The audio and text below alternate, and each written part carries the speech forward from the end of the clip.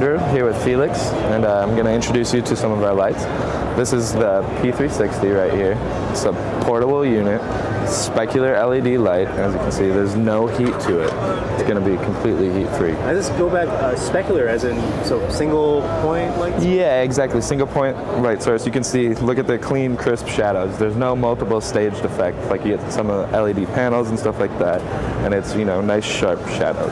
Okay. Now, the LED element itself, I don't know, can you actually show me what is inside? Yeah, I believe so. Because I guess when you say point light source, I'm expecting it to be like one single big bright diode or something. So this is essentially what's inside. This is from one of our different ones, but it's a little bit bigger than this. This is one of our other ones, but we make all of our own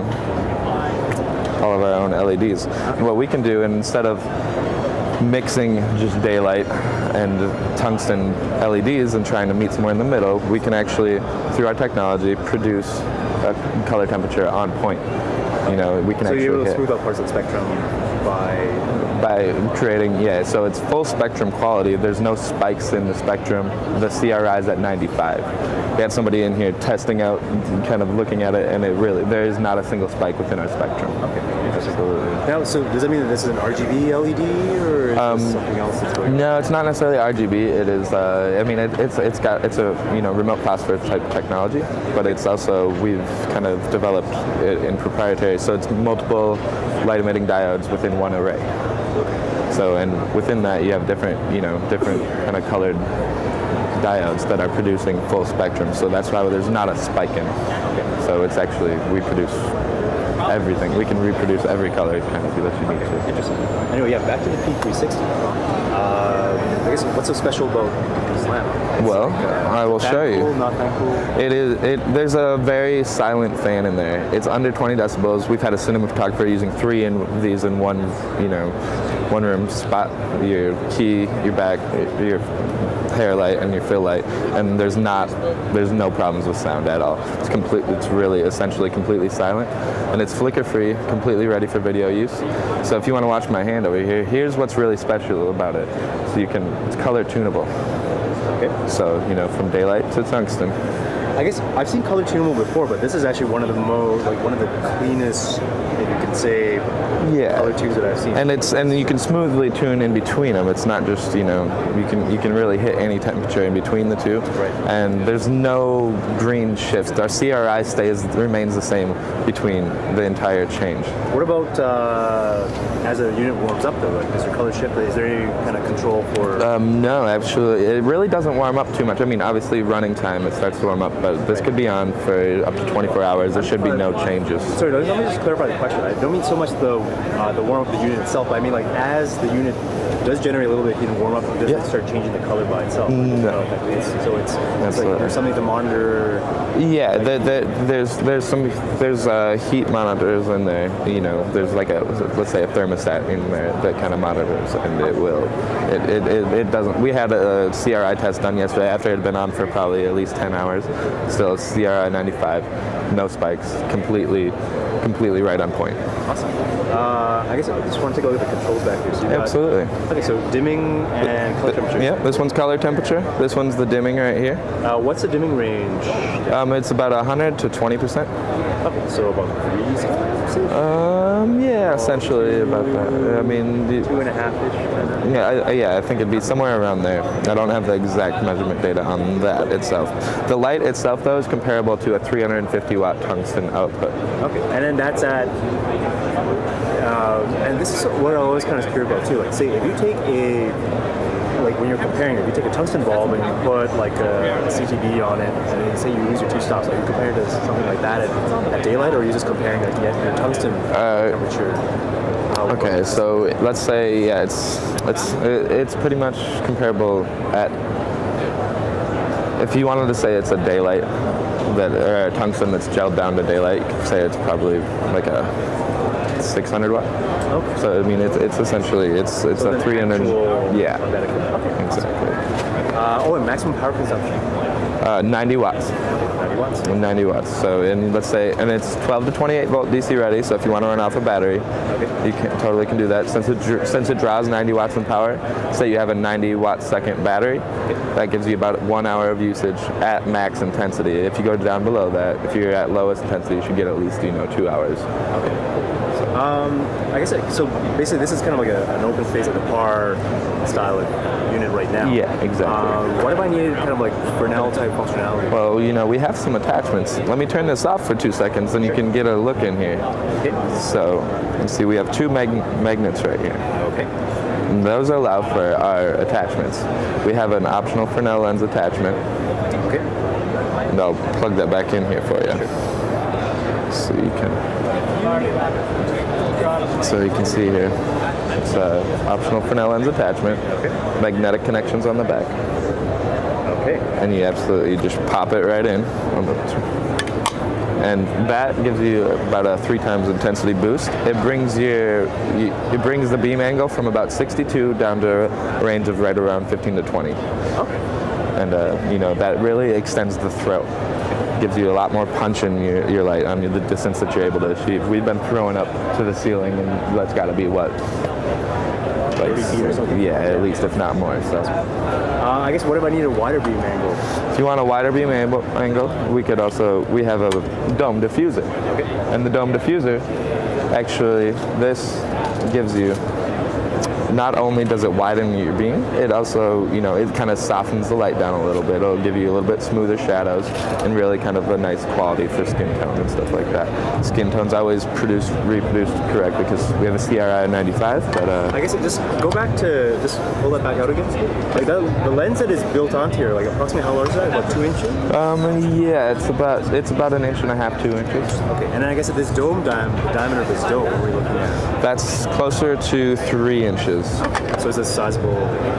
Yeah, it really widens up the source. It really widens up the source, and it does. It creates a bit nicer light. We can cool. Throw that. I guess we kind of mentioned before too. Like, what if I wanted to gel this thing? I don't see a kind of a gel. Yeah, so there's not standardly a spot for gel. We've kind of eliminated a lot of the need for that through our color tunability. Right. But if you do, this can also be used as a dome extender. We are going to have a blacked out version of this with a little bit of an extension ring right here that you could take that off, sandwich a gel in between, and stick this on here for your special effects gels. You want your red, green, blue, give a nice backlight or something like that, create some depth. Okay, cool. I guess now what if I want, again, the problem with not having any way to attach gels is also, how do I attach softboxes or other types of external accessories? Okay. Well, we have a proprietary speed ring that we do have for these lights that come with, we have a compact softbox. Okay. But now, the really cool part about this is a 4-inch diameter. Okay. This accepts ProPhoto attachments. Okay. It was one of the simplest things to kind of adapt to because all the attachment capabilities inside the speed ring. Exactly. So if you just want to grab a ProPhoto speed ring, you can then attach your 3-foot, 4-foot, whatever size softbox and stuff. But then I guess we run into the problem of being able to fill that with enough light. Yeah, absolutely. Well, so that brings me to another question then, and I don't know if you can answer this on camera, but what do you guys have in plan for maybe higher powered devices? All I can say is keep an eye out. Okay. All right. Absolutely. Absolutely. So. Okay, cool. You guys have another interesting product here too, the P200. Absolutely. If you want to walk over here, I'll give you a nice little demo of that as well. So, both of these units right here are the P200. They have 2 different attachments. Okay. This is an acrylic rod. As you can see, it just comes out of there. And this is the fiber optic. Oh, okay. So this is a rigid one up here. This is a fiber optic. Yeah, this one's flexible. This one's solid. Okay. So I guess, just for the record too, I guess this side-lit fiber optic stuff is basically like defective fiber optic cable, right? Yeah. Well, this is more of a plastic-based fiber optic. Oh, okay. Glass it defeats the purpose of the portability. It's just too fragile and it can be easily broken, and it gets kind of dangerous in that aspect as well. So there's 8 color settings built into it. Oh, okay. So So this is LED based as well. Yes, exactly. Same technology, a little bit lower of a power so that we're not melting our fiber optics. Right. You know. But this is a great application.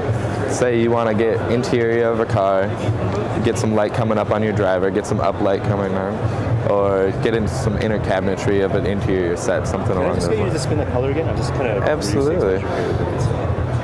Cool. Okay, so Andrew's doing this all just by turning a dial. Yeah. Back of this. And it's not by gelling at all. This is, our LEDs are able to produce these colors spot on.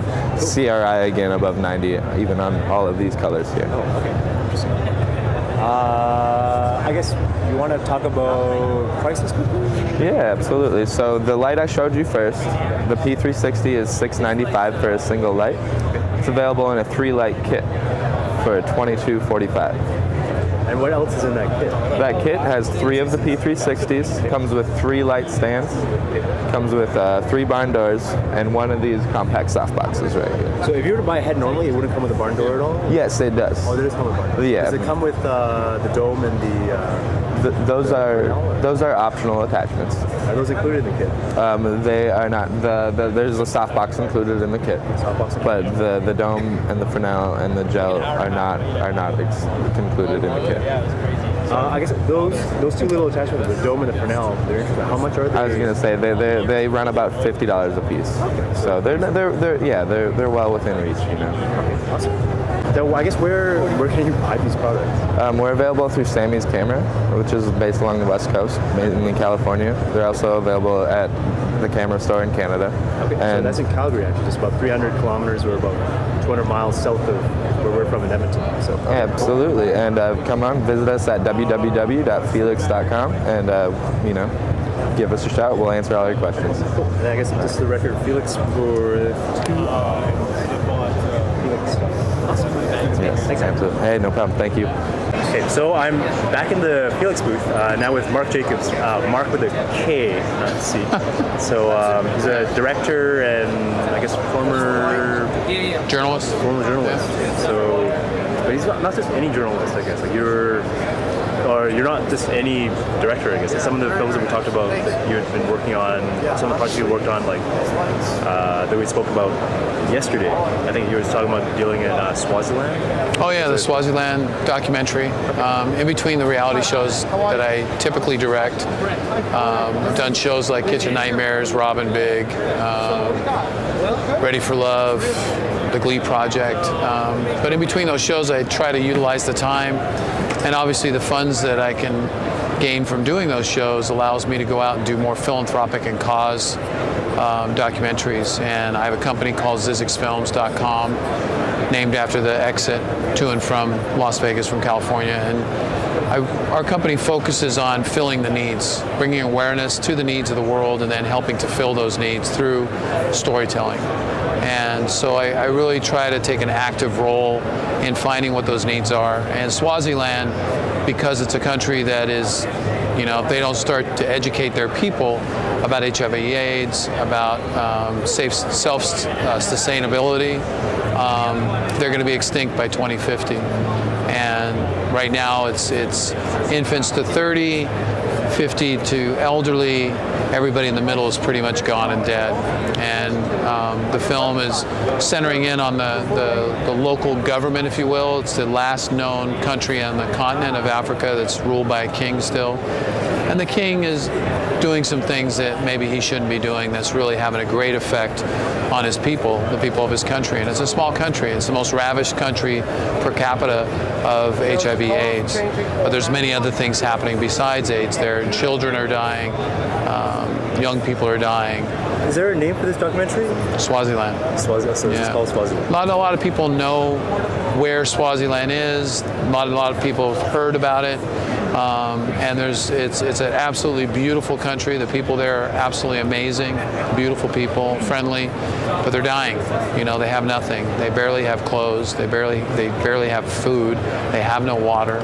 So it's when you go there and you see that, yes, we have the same issues in this country, but in this country we have opportunity. We have opportunities to make a change in your life and get back on your feet. They have nothing there. All they have is God above. That's it, quite literally. And sometimes they don't even have clothes on their back. So. How did you actually end up picking up a project like this? Like, how did you? Actually, I was directing a show called Football Wives, and a lady by the name of Shanita Foster, who was married to George Foster, who's a former football player for the Denver Broncos and the Detroit Lions, started a organization called Beyond the Game, where football players, NFL football players, in their off season, they would gather a bunch of them, they'd go to Swaziland and they would build care points. And care points is basically a central location for all the people that live in the bush to come to get food, to get clothing, in some cases get education. My wife and I, and Zizix Films, we sponsor a classroom in Big Bend, in Swaziland. And so for those football players to do that on their off time, I really found that compelling. And my first feature doc was on a quadriplegic who still professionally surfs, Jesse Billauer, and it's called Jesse's Story, and that ran through the festivals. And Shanita had seen it, and when she had seen it, she had said, you should come do a documentary on Beyond the Game in Swazi.